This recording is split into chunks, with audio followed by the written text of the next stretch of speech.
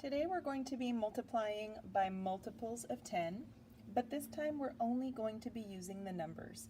So I'd like to start with something familiar. We have 3 times 2 equals blank. So you can pause the video if you need to think about the answer and call it out.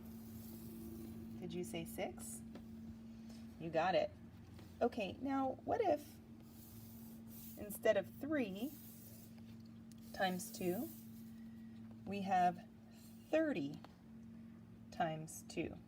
Well, we can find the answer by keeping this 6 and adding 0.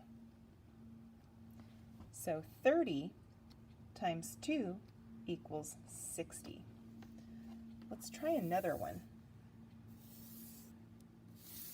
Okay, I'll start with something familiar. We have 2 times 4.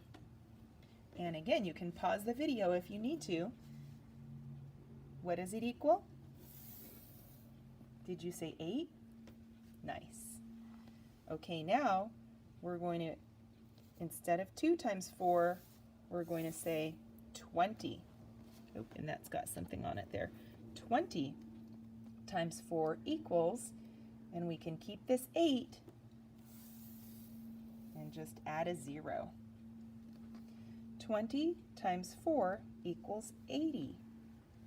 All right, so those are some examples of how to multiply by multiples of 10. And actually, let's try just one more. How about that? Okay, so this time we're going to have 8. Let's start with 8 times 2. Okay, so pause and think of what 8 times 2 is. Did you say 16? You got it. Now, keep that in your mind. I'm not going to write it down, but I want you to keep that product in your head. And we're going to take away this 8, and instead, it's going to be 80. So now we have 80 times 2 equals, and do you remember what the answer to the first problem was? 16. And to find the answer to this problem, we're going to add, you got it, a 0.